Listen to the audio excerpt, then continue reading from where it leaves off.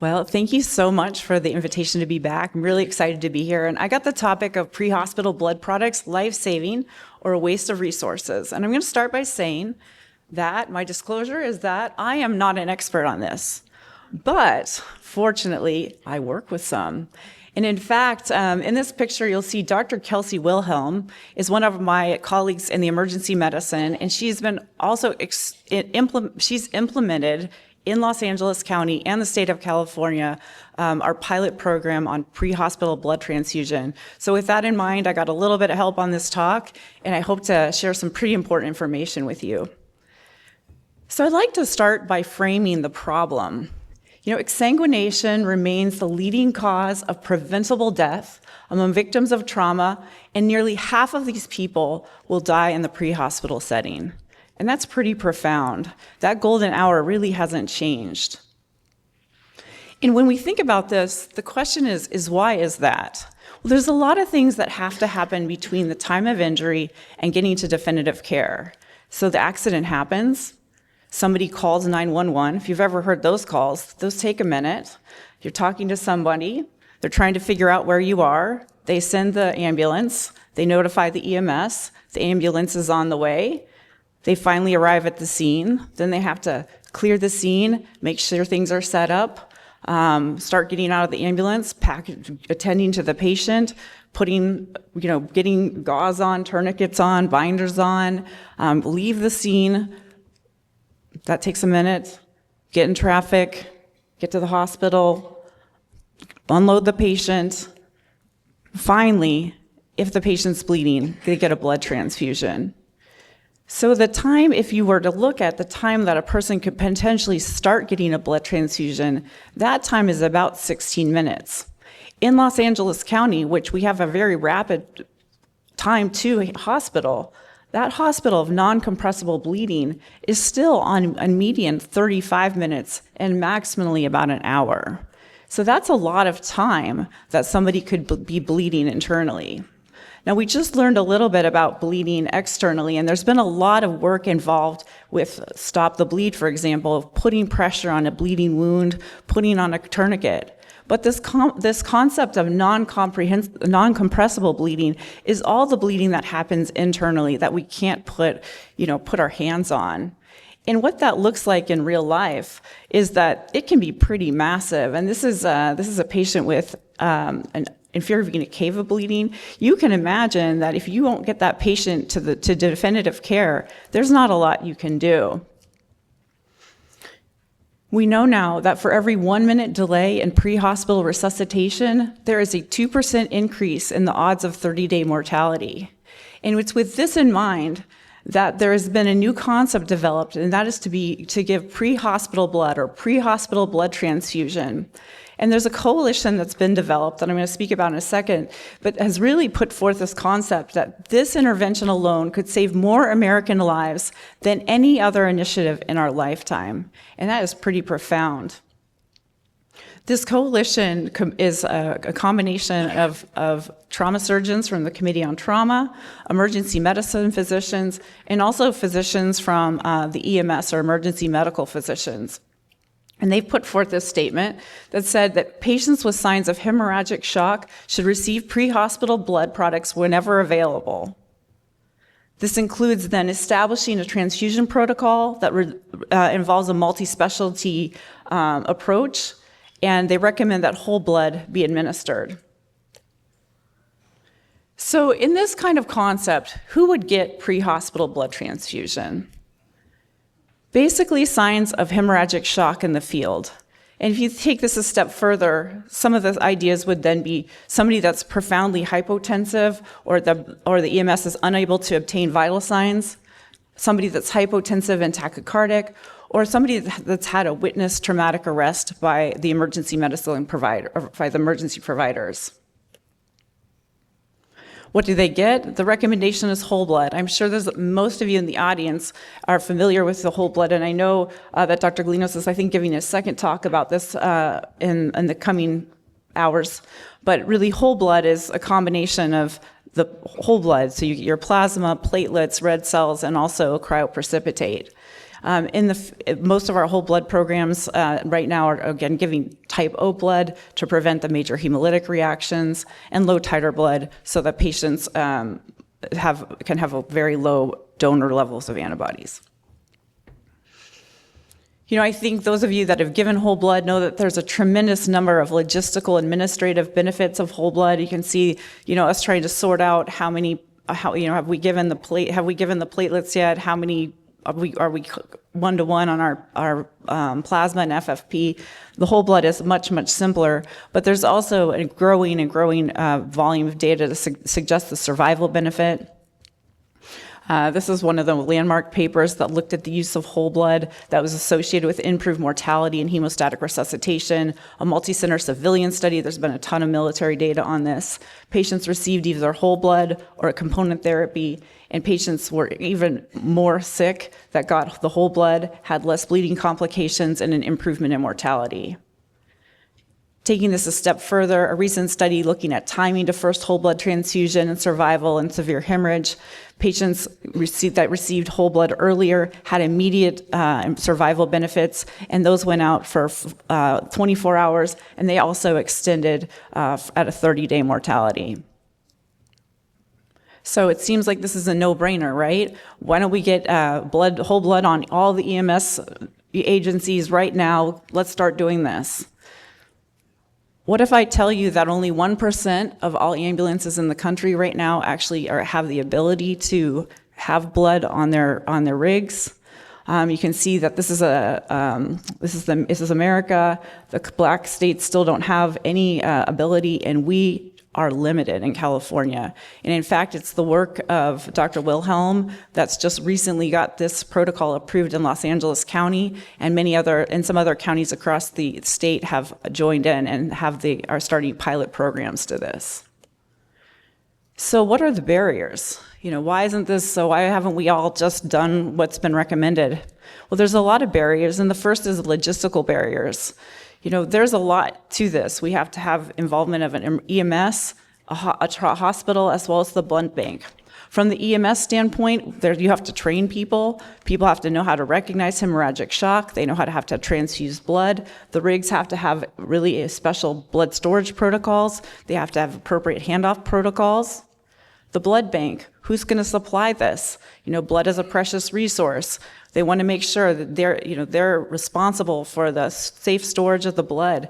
Are we making sure that all of that's safe? Because we absolutely need to minimize waste, especially of whole blood.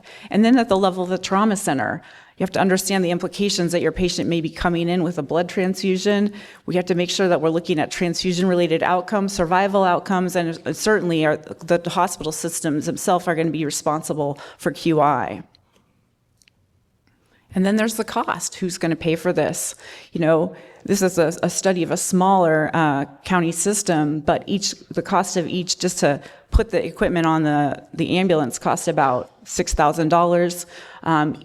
We know this each whole blood unit costs about $550, and the actual equipment itself to run it is about $375. We know in LA County that each time a person gets a blood transfusion, it's about the same, about $1,000. There's training costs for all the EMS personnel. There's upkeep of that training. And so in this center, with about 50, 70 patients a year, they thought the annual cost was $50,000 to $70,000. You can only imagine that being exponential in a large county like Los Angeles. Taking that step further, again, who's going to pay for it? Ambulances at this point, they get paid for the amount of patients that get transported. They don't get paid for the care that's administered in the transport. And so that's, again, the role of this pre-hospital coalition that's really looking at more of the economics and advocacy about how we can pay for something that could be this life-saving. There's also some concerns about complications. There's this concept of alloimmunization. If an Rh negative woman receives an Rh positive, O positive blood, is there a risk to her future fetus of a hemolytic disease? So in order to kind of combat this is our own group in Los Angeles that had looked at, they kind of did a big analysis, and they thought that the estimated average of a fetal of a death from hemolytic disease of a fetus and newborn was going to be about 1 per 100,000 transfusions, correlating with a potential death once every 26 years. So it's pretty infinitesimally small, but it's still a concern. Taking this one step further, this was a study that did a survey of women who had experienced alloimmunization, including those that had been victims of their own hemolytic disease of the fetus and newborn, and 12 of which of these women had even experienced fetal loss. And they felt that they would be willing to accept the risk of alloimmunization in their own child if it had created a 4% increase in the chance of survival. I think most women would prefer to live than to worry about this future. I think the final thing that we need to think about is need. You know, if you live in Nebraska and the nearest trauma center is millions of miles away, maybe this is a more pressing issue. But then you can argue, well, we live in Los Angeles County where the transport time is very quick. Are we going to go through all this logistical and cost things just to have this available? I'm going to remind you of that diagram that I showed initially and how we talked about there's still the potential of 15 to 20 minutes of time that you could provide this life-saving intervention. This was a heat plot of the pilot work that they did in Los Angeles County, and you can see that this was looking between 2021 and 2023 about who would have qualified for pre-hospital blood transfusion based on these criteria. And you can see all the red are areas of quite a few people. And you can see that so there were a lot of people, even in Los Angeles County, that could have benefited and will benefit potentially from this intervention. So it was with this in mind that in March of this year, I guess starting April 1st, Los Angeles County was we started the Los Angeles Development and Rapid Operationalization of Pre-Hospital Blood, known as LA DROP, and that just started and it was approved for Los Angeles County. The LA DROP is a collaboration between LA Fire, the City of Compton Fire Department, our San Diego Blood Bank, and Harbor. This is how the pilot runs. At the top, you can see that the EMS decides at the field if somebody is in hemorrhagic shock. They start by talking with Dr. Galino spoke about, applying a tourniquet, controlling external bleeding, and then prioritizing transportation. At that point, they look and they say, does this patient meet any of the criteria for a pre-hospital blood transfusion? Are they hypotensive or demonstrating a witnessed arrest? If so, they initiate a pre-hospital blood transfusion. That means they're going to transfuse rapidly warm 1 unit of whole blood, and in some cases, if they don't have it available, 2 PRBCs. This is just a little bit about how the pilot looks in terms of if the patient's awake, they do ask for permission. You can see the scripting. We need to give you a life-saving blood transfusion due to your bleeding. The risks are low. And they make sure the patient says yes. If the patient is a female, they do also mention the risk of having a blood type reaction. And if the patient refuses, they confirm that the patient would prefer to die. This was the current LA DROP pilot coverage areas. They actually correlated with the hotspots that you saw. And I also want to emphasize there's an extensive QA and QI project. Dr. Wilhelm has on her phone every unit of blood that's out on the ambulances, making sure that it's at the appropriate temperature, and every time one of these is activated. And thus far, we've had 8 total whole blood transfusions go in. What this looks like, and if anybody's working in this area, this may come to your emergency room. The first time we saw it, we weren't really sure. The blood is on a pressure bag. It's pumped through this little black warmer. There's 2 parts. The black part comes with the patient to the bedside. The circle part is actually costs about $4,000 and needs to go back to the rig, so don't throw it away. And we also experienced this. It's a lure lock that you just disconnect from the black thing. I think in conclusions, we have to reinforce the basics, exactly what we've already talked about, putting pressure on the wound. There's a joint position statement that is clear. We should really start transfusing patients in hemorrhagic shock in the field whenever possible. The technology to support this is there, and what you do matters. I want to leave you with a few final thoughts. I have a second because we're running over. So this is a patient who remembers little from the night in January when she was driving home and flipped her car. The first responders raced to take her from the wreckage, and they lost her pulse. Facing a patient with multiple fractures in her ribs, a ruptured spleen, major blood loss, they transfused her whole blood, intubated her, and did compressions and brought her back within 5 minutes.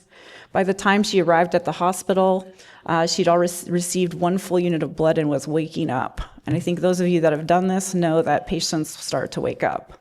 And after that transfusion, she ended up going to the operating room, and doctors later told her with certainty she would not be here today if it hadn't been for that pre-hospital blood. The human capacity for burden is like bamboo, far more flexible than we would ever think at first glance. This was a crazy study where they took very healthy medical students and bled them down, 450 cc aliquots at a time. By the time the students got down to hemoglobin less than 6, they had some slow reaction times, and by less than 5, they had some impaired memory. But it all improved with return of PRBCs. That is to say, I think I've done this a very long time, and I've recognized that it's really not our job to decide. It's our job to keep trying. I think we've all had our wins over the years, and I just want to say, wouldn't it be cool if more people made it to the hospital alive to get a chance? And that's all I got. Thank you so much.